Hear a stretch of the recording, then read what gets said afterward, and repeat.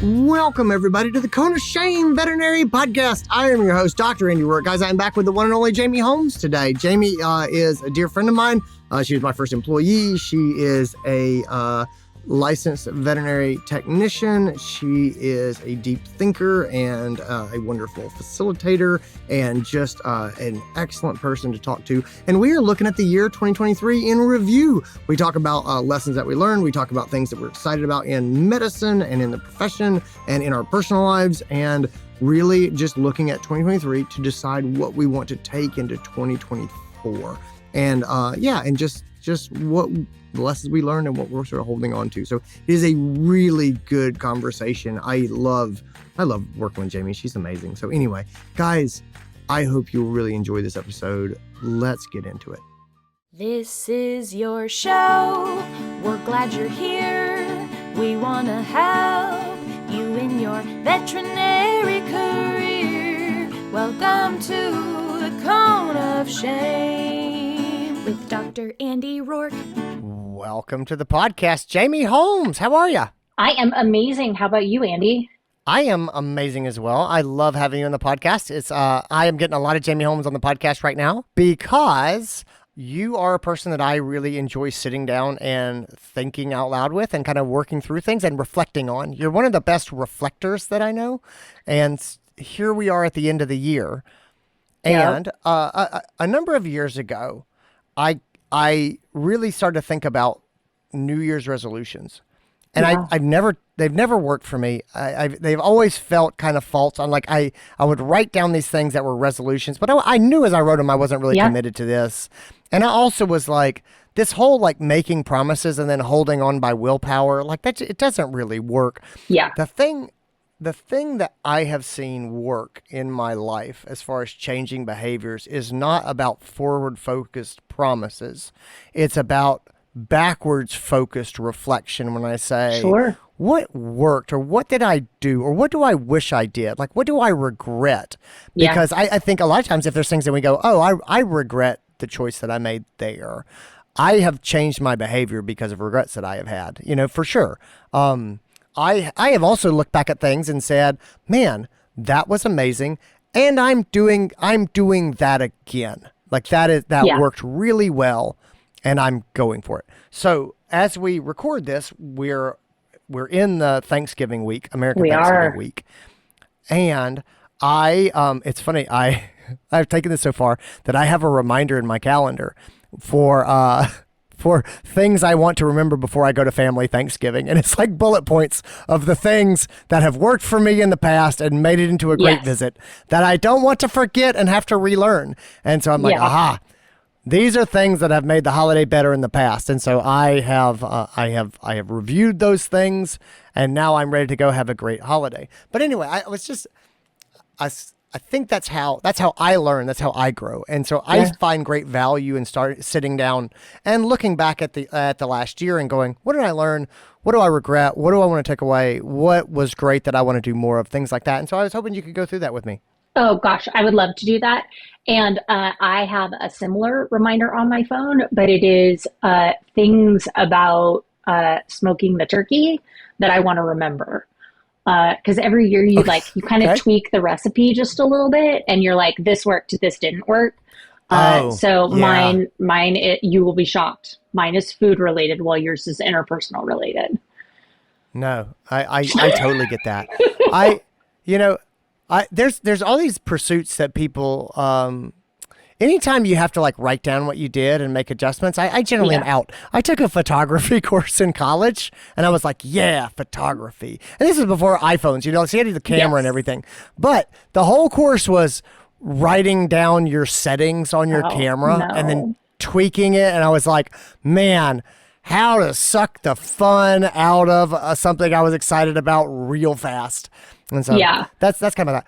I'll also never be a great chef because I don't have the patience to cook the same thing twice and like tweak it. I'm like, no, that was good enough. I would rather cook the exact same thing and have it be good enough than I would play with it and try to make it slightly better. And that's I think it's something about my personality. Yeah, I hear that. Well, let's dig in. So I want to kind of do what we do and be a little bit vulnerable, and let's wrap in some vet med. So I was thinking about things that were amazing this year, like things that you want to hold on to and remember. And I think that that's one of the things that is really important to me is I have had a lot of trauma in my life. And as a result of that, my brain is hardwired to hold on to all of the bad things. And so looking back and like really making myself look at what were the amazing things that happened this year. And so for me, a vet med related thing was we got Ambani on the arthritis shot, and she is doing much, much better. And I'm like, what an amazing development in veterinary medicine. And I was wondering what are your, looking back on this last year, what are things that you have seen in vet med that you're like, this is exciting, and I want to not forget the excitement of this? So I love that you say that.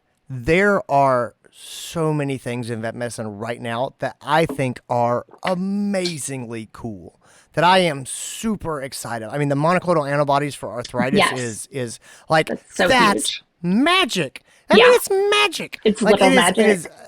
It's like, I mean, it's like, yes, you could lay down the biologic pathway, but even to me, I'm a doctor. Like I do the Code and Shame podcast. Like I keep up on my CE, and still, like, we're approaching a point where medicine is hard for me to differentiate from magic as far as how amazing it is. The breakthroughs, the new medications for diabetes, especially in cats, I think that's awesome. I mean, the idea of not having to do insulin with certain cats, and like, I'm just like, this is crazy. And the other thing is just this. I mean,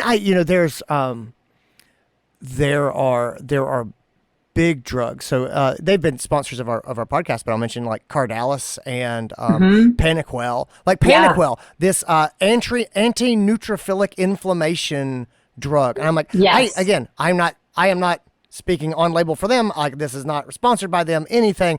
I suspect that we are going to find uses for anti-neutrophilic inflammation control that are beyond pancreatitis. But again, like, we're just coming out with stuff that is it is just mind-bending. And it's like we've got new drugs all over the place that are not they're not modifications of other drugs. They are new science. And then you look at artificial intelligence, and I am an optimist, but the idea that artificial intelligence is going to help us with client communications, with medical treatments and decisions, with second opinions, like there are the opportunities for us. I do not think, I'll tell you this, I'm not worried about artificial intelligence. There have been studies in human healthcare about how patients feel about AI, and they don't want it anywhere near them. They want a human doctor working on them. Like, that's what they want. And vet medicine is a relationship business. It is a personal connection business. It is a trust business. That's what it is. And AI is not going to take our job away. It is not. I think it is a tool. I think it can be a great tool. I think it can help us with communication and efficiency and just thinking through cases. I think the potential applications are great. No one's going to take away the need for you to look a pet owner in the eye and make them feel safe. And to hear them and to talk to them and to form that relationship with them. That work is not going away. And so anyway, I just, in the field of both technology and in medicine, we are living in a terrifyingly glorious time in that things are changing so fast. I'm absolutely, I'm just excited to see where we are in 5 years. I feel like the change curve is just ramping up, and I'm just going, oh my God. For sure. The tools in our toolbox are just overflowing, I think. It's just, I don't know. I'm super excited about it. So that was a big thing for me. Yeah, I love it. When the pancreatitis drug came out, my terrier was like, so what I'm hearing is I can eat the turkey this year. And I Yeah. was like, Yeah. that's not what that means. And she's like, I'm pretty sure that's what that means. Pretty sure it's what it means. We've been having that discussion this year. But I look at it and it's amazing. I got one more. Tell me. I got one more. Tell me. So this year, in the last year, I have been running into not one, but multiple practices that have brought in point of service or point of care ultrasound machines where they'll do ultrasound in their clinic and they'll have a radiologist real time looking at the scan and doing it. Yeah. And I'm like, oh man, this is amazing. And practitioners are learning ultrasound because if you've got someone going, oh, turn your hand this way and turn your hand that way, and then you're actually doing it, you can do it. And the thing that most makes me happy is I've got a lot of clinics that are working with it Uncharted that have technicians in there doing these scans, working with the radiologist. And now we got technicians doing ultrasonography. And I'm like, this is awesome. If you had said to me 8 years ago, 10 years ago, hey, Andy, in 10 years, the technicians, veterinary technicians are going to be doing ultrasounds. I'll be like, dude, we don't have doctors. Like I know a handful of doctors who are really general practice doctors that are competent in ultrasound. Like no way. It's like, oh yeah, it's where we are. And so anyway, I'm sorry, but that's just a thing in medicine that inspires and excites me. Yeah, I love it. I love you talked about AI and I love some of the new technologies that are out with ChatGPT and being able to use it to onboard some people in easier ways. So you're not taking away the connection, but they're able to you can set up your whole handbook and they can be like, hey, do we get Labor Day off? And it can answer them and it can tell them how to submit their requests. And it takes some of the fear. I remember being at a new practice and somebody was onboarded at the same time with me and we were talking about something and she's like, yeah, I missed this birthday party. And I was like, you know, you have time off, right? And she's like, yeah, I didn't know how to ask for it. And I was like, oh my gosh, and they were new. And so they were scared and it was a big practice and they'd come from a small practice. And I was like, oh, what a way to make people feel safe asking questions that might have felt stupid. You know, so I love that. I love that so much. And I am very excited about the direction that treatments and medications are going. And I will absolutely sign up for my once a month arthritis shot as soon as it is available to me. Oh yeah. We've got a friend, Brandon Brashear, who runs the veterinary marketing podcast. Yeah. And that guy just launched a ChatGPT powered chatbot that has been trained on his content and podcast. Yes. So that you can ask this thing questions and it will respond based on what it has studied of him. And I'm just like, that's crazy. That's so cool. But it just the implications for down the road, I just think they're really cool. Yeah. But that's fantastic. So we had been talking about reflection, and one of the things that I like to look at is how do I take the things that worked really well for me this year and encourage myself to have those experiences next year. And I can tell you that one of the things that this year was just a tremendous blessing in my life was I took a road trip with my dad. My dad is 81. He has congestive heart failure. And we took this road trip and we had so much fun and we laughed so much and we told stories and we drove a route that he drives all the time up to my brother's house in Washington. And he showed me things from his childhood and where people had, that I knew had lived. And that's something that if I have other opportunities with family members to do things like that, where I can share something with them and learn more about them, I want to repeat that experience. So what about you in your life? personal, professional, do you want to figure out how to bring more of into next year? Like, what did you do this year that you're like, I want to repeat this experience? Yeah, I got a couple that are big. Um, the first one I'll put down is this, and it's a little bit heavy, but it is still, this has obviously dominated my last year. So 1 year ago from right now, Jamie, Yep.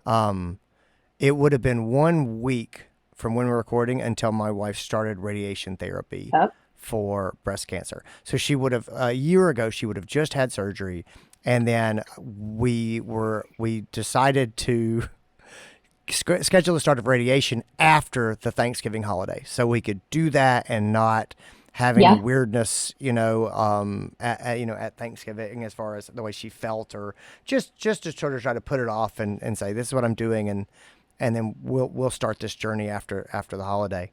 And so, again, and just so everybody knows, like, Allison she's doing great. She's fine. It's been a year. Everything is fine. Treatment was wonderful. We were really fortunate, and everything is good. So I don't want anyone to have that sort of hang over them. However, I will tell you, nothing in my life has put things into clearer perspective than my wife going through cancer treatment. Yeah. As far as the ability to go, I'm sorry. I know you think that's a big deal. That's not a big deal. Yes. just being able, I mean, honestly, I have, there's a thing I am proud of myself over the last year, is just to go, in the past, I would have felt this was very important.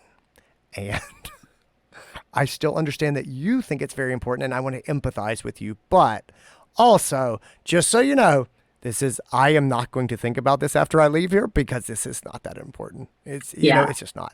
And so I think that perspective, which I would not wish on anyone, but it well earned, it is definitely useful. So one of it is that perspective of what really matters. Like I acquired that in the last year, in a way. I wish I hadn't, but now I have it. I'm glad I have it. But that perspective.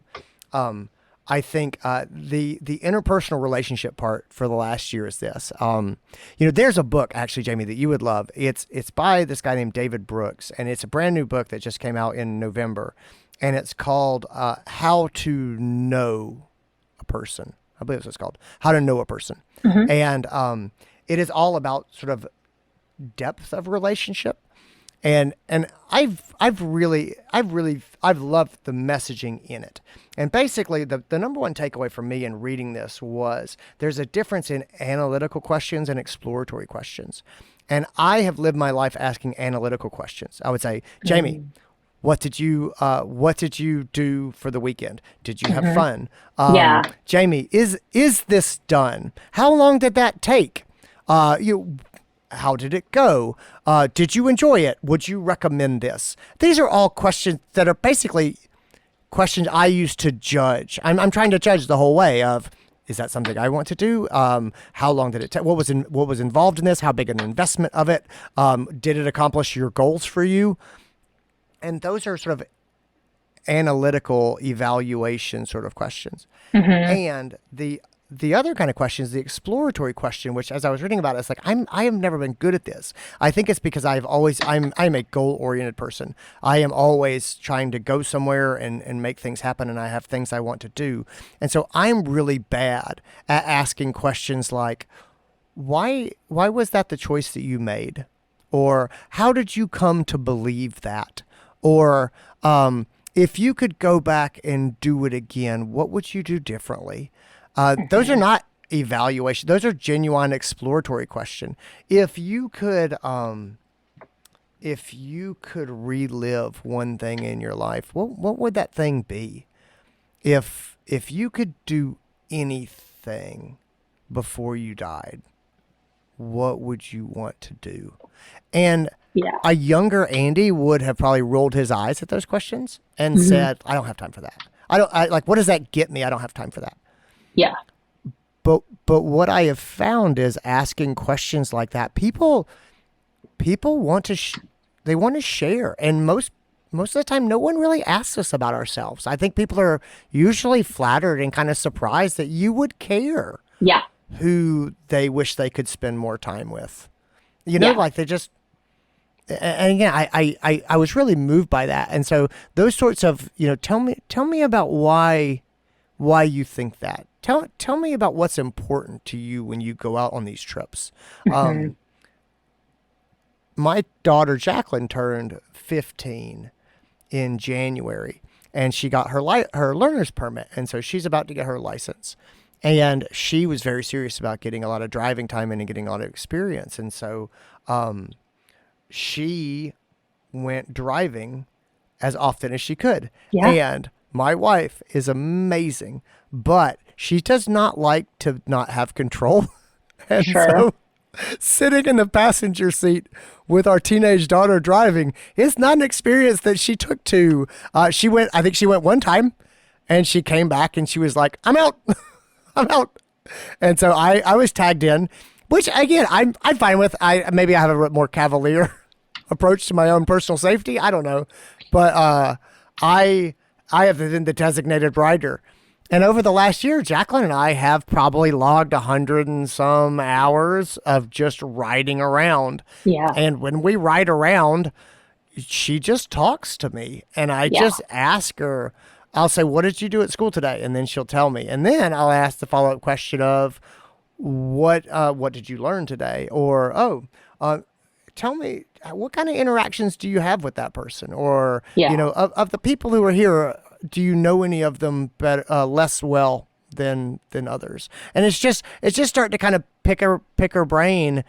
And very quickly, it just gets her talking about her friends and what's going on in her mind and what yeah. she's thinking about. And it's just, I feel like I know my 15-year-old daughter in a way that most people wish they knew Yes. their 15-year-olds, and I don't want that to end. And I don't think there's a way to shortcut it. I don't think that you can No. be like, I'm going to have this relationship, and I'm going to show up, I'm going to ask these questions, and then I can check it off my to-do list and relationship managed.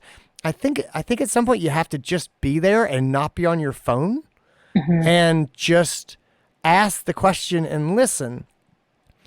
And I've still got time to do that with my oldest daughter before she disappears for good. And I definitely got time to do it with my younger daughter. And so Yeah. I definitely want to do that. But Jamie, I found this going to the vet clinic and just asking people, what'd you do with your weekend? And then they tell you, and then you have a follow-up question, Yes. which is, why did you decide to go camping there? Like, what Yeah. is it that made you Yes. want to go there? Yeah. And that seems Absolutely. like a dumb question, but No. suddenly people are talking to you about how they have this dream of doing all of these things, and they've stayed in all these places, and whatever their thing is, and you're just learning about what they actually think. And I don't know. I want to hold on to that, and so that interpersonal relationship is one. And the last one I would say is I think I don't know how much of it is our business changing and Uncharted really growing in size significantly, and how much it is me getting older. But I used to scoff at the idea that patience is a virtue. Like, patience is a virtue if you're tired. Like, I got Hmm. things to do. And I have been humbled in the best way possible as far as understanding that slowing down to get everyone rowing in the same direction is Sure. worth the investment. Yeah. And I always felt in my career that being nimble was what mattered. It was to be able to move quickly and get things done and switch and get other things done or multitask or whatever. And now in the last year with Uncharted growing the way it has, I recognize the power of getting everyone in a significant organization rowing Hmm. together in the same direction and how much you can accomplish.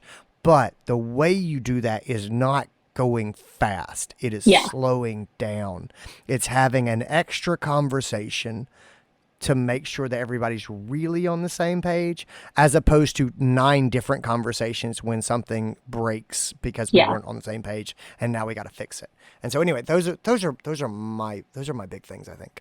I love it. I am so proud to unveil the biggest project I have ever worked on. This is a partnership with NAVC's Vetfolio and Uncharted, which is the veterinary conference that I started and run for 15 years. I have worked with people on being effective as communicators and making their practice better places to be. Now, I am so thrilled to be launching the Leadership Essentials Certificate with Uncharted and Vetfolio. Guys, these are the 7 courses that I really believe anyone who's leading other people in vet medicine should have. This is vision and value setting. This is basic strategic planning. It is understanding different communication styles. And I have my friend Stephanie Goss helping teach that session.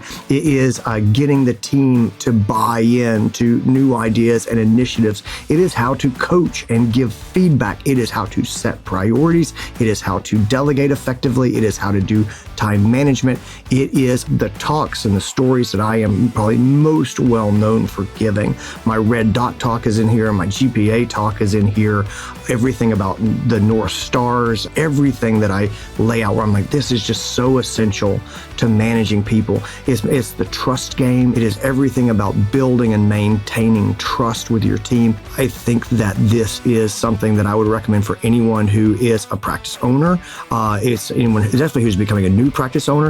It is for anybody who has especially gotten promoted up into management. It is huge for our team leads. We take people who are CSRs, we take people who are technicians, and we make them lead techs or lead CSRs, and we give them zero leadership or management training. There's no excuse for that anymore. This is on demand whenever you want. It's broken up. It's 8 hours. It's got RACE. It has the Uncharted Vetfolio certificate with it. It is there. It is accessible. I really hope that people will take this and put it to work. I went really hard on this. It has been years in the making and refining to get this content down and right. So it is really for everybody who is leading and managing other people in vet medicine. I hope you will check it out. I'm so proud of it. I'm so glad to be partnering with NAVC on it. Anyway, guys, I'll put links in the show note. I hope you'll have a look. Let's get back into this episode.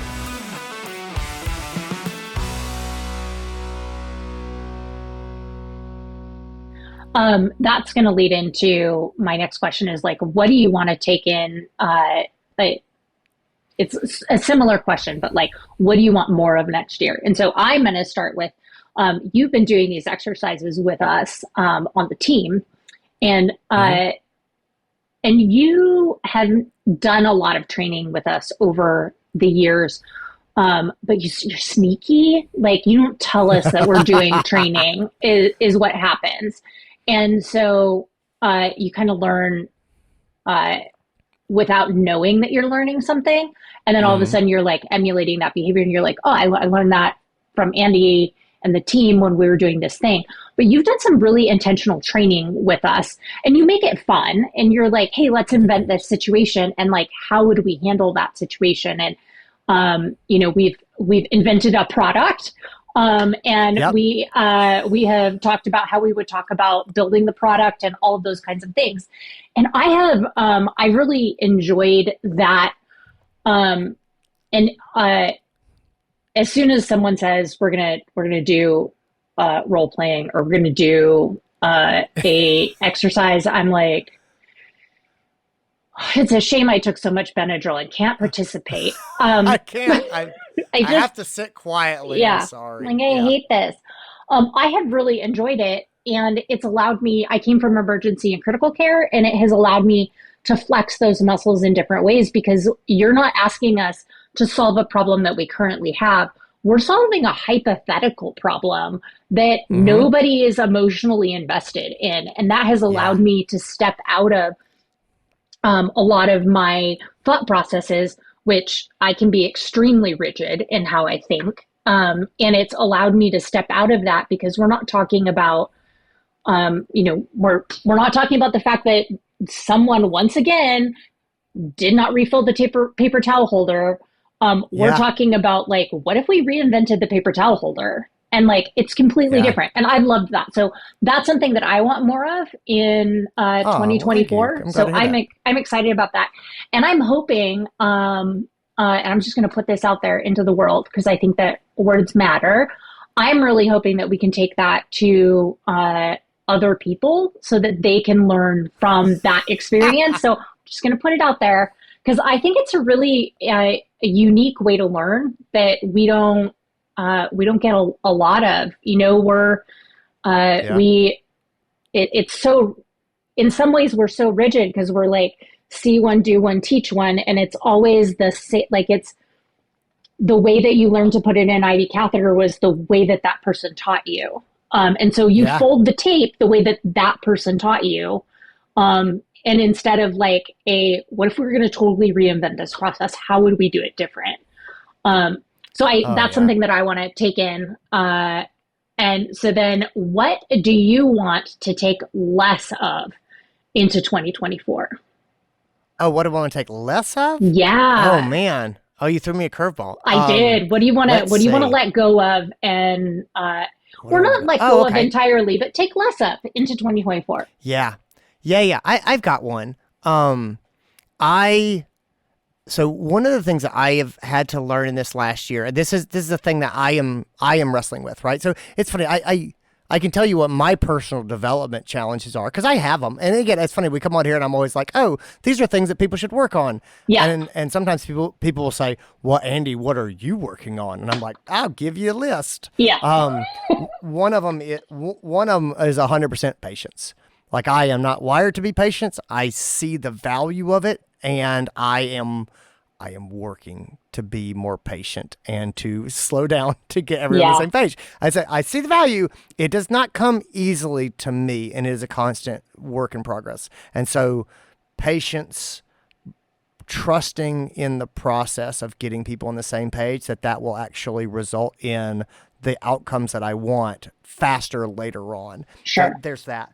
But then the bigger one that I am trying to work on is not internalizing so much the emotions of other people around me. And that's a balance, because I'm not saying I'm trying to be less empathetic. Yes. But at the same time, so my dad always said, as a parent, you're only as happy as your least happy kid. And so he said that. And I have found that kind of to be true in parenthood. Like, when my kids are having a hard time, it clings to me. There's not much of a scenario where my kid's really struggling and I'm out singing a song and having a dance party. That doesn't tend to happen.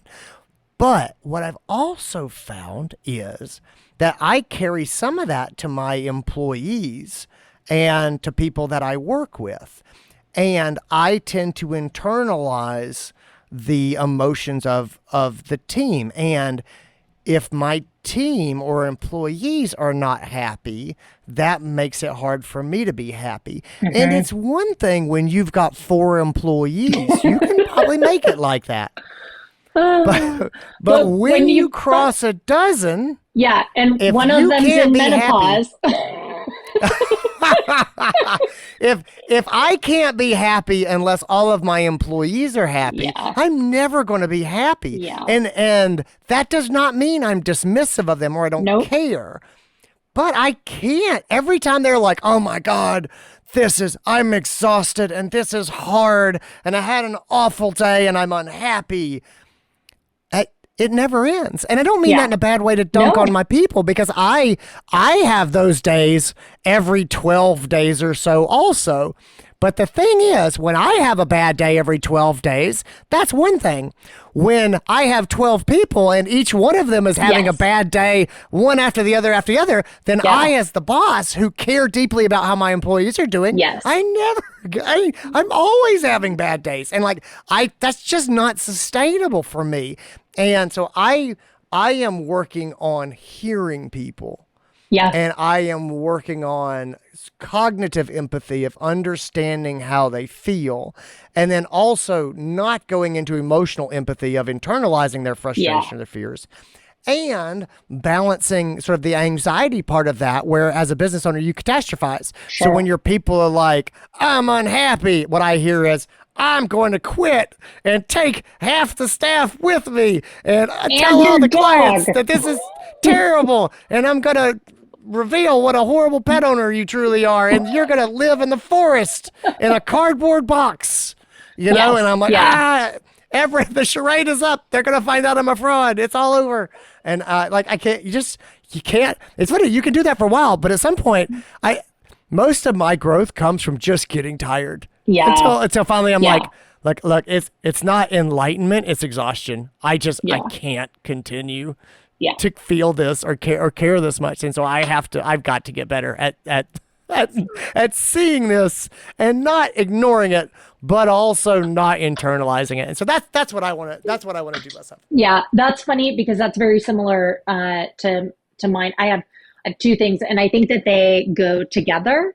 And so one of them is I have always internalized everything. The checker at the grocery store could have cancer, and I feel guilty.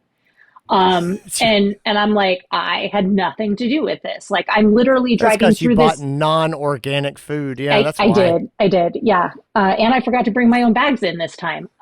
So I have always internalized things. And so, and I have let a lot of, not just people, but experiences, live in my head rent free. And so, I would like to, in 2024, I would like to help evict some of the non-paying renters in my head I have plenty of people in my life, Andy, who pay to be there.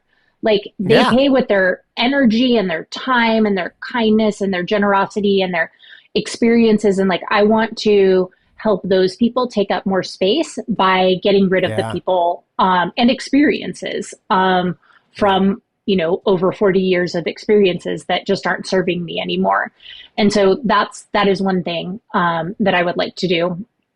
And then another one is I had been doing really, really well at phrasing things better. And over the last, year especially, and I'm now I am 46 and in early menopause or appropriate menopause. I don't know. They seem to not know anything at all. Human medicine sucks, you guys. It's been a thing. But in that I have emotions that I am feeling. Sometimes I feel like I am 16 all over again, but I have started reverting to old phrasing. So instead of saying, Andy, I'm not feeling heard, I'm like, you're not hearing me, which immediately puts the other person on the defensive, and then they're not listening to me. And so I want to get to a place where I can take that step back and rephrase so that I can be heard, or I'm not instigating or adding fuel to whatever fire it might be. And I think about that so many times in my younger years in vet med. I think about client conflict and things that I said that just, man, I wish I could have gone back to some of those experiences and just said it just a little bit differently to make that difference. So that is mine for 2024. I would like to have less free renters in my head, and less of reactive language. And I think that the not wanting the reactiveness, like that was on last year's list too. I think it's going to be there for a while because I've spent so many years being reactive, right? Oh. And you got to give yourself that.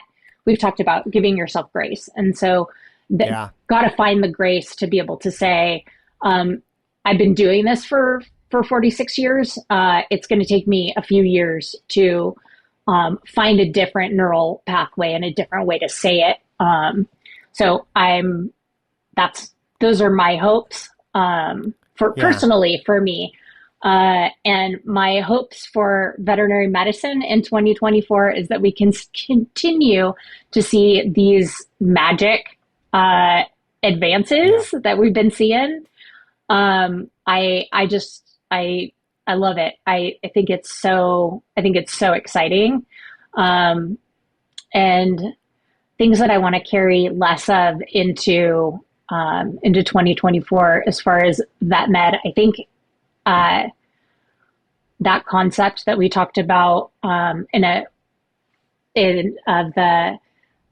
the need for balance, but like it looks Hmm. different for everybody. And I'd like more people to recognize that their balance isn't the same for them as it is for you. And it's not the same for them today as it was 10 years ago.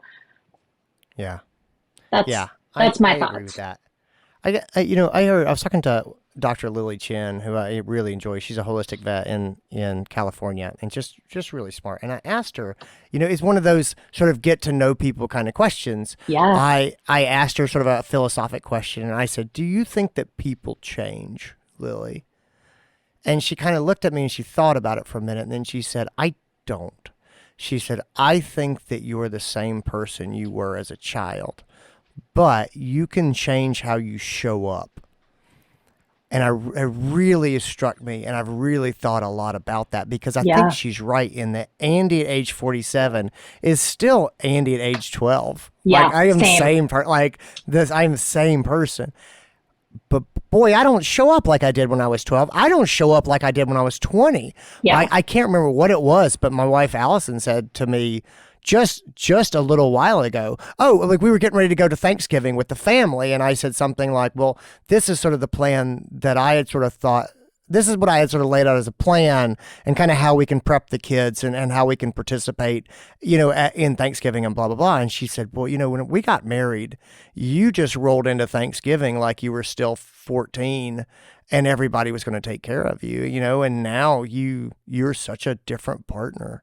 And I'm the same. I fully plan to eat like I did when I was 14 and crash out in front of the television afterwards. But I'm going to do the dishes in between those two things, and there's a couple other things that I picked up along the way that's gonna make things go more smoothly. But anyway, I just think about that as far as like you are who you are, but you can show up differently, and showing up differently takes effort because it takes effort to change to change how we appear, and especially when you get patterns down, you're like, this is the quick pattern, and it's almost like there's a groove worn in the wood that you just slide down to your old behaviors, and like not taking the well-worn path, that takes extra effort, and I think that's I don't know. I think that's true, but I think that's one of the realities of trying to make those types of changes. I think the last thing for me that I want to kind of take in a new year is I I said I said at the beginning of last year I wanted to be more bored, meaning I wanted to be less Yeah. distracted. And I think I have had mixed success. I think there have been times I have done well with that and times that I haven't. I think when I ride around with Jacqueline and don't look at my phone, I'm being successful because this is kind of bored. It's so bored that we're just talking about her school day at great depth. Um, I still think I want to be more bored. I think I would change that a little bit. I do think that there's the distraction is a part of the problem. I think we live in a world that's so noisy and loud, and so many people are trying so hard to get your attention all day, every day. Hmm. Um, I think it takes a toll on us. And when you were telling the story, Jamie, about like the way that we sort of our phrasing and how we say things, Hmm. the difference in success and failure and how we say things is often the headspace that we're in. Part of it is the knowledge of what to say, but Hmm. another part of it is do I have the emotional energy to not say the immediate Yes. right to the point thing A and hundred to percent. go the long way around.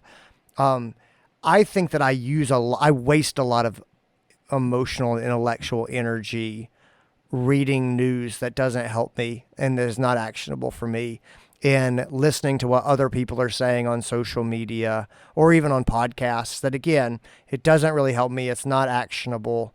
And then when I am dealing with the neighborhood association, who are people who are all around me who are talking about things that actually do affect me, I don't have enough gas left in the tank, Yeah. or as opposed to if I just rolled in happy to see these people and ready to give my time and listen to them, I Yeah. think I could probably affect my actual life much more much more positively. So anyway, I'm going to be more intentional about where I spend my time. We are over time. Jamie Holmes, thank you so much for being here and talking about this with me. It's my pleasure. I look forward to 2024 and looking back and seeing how we did.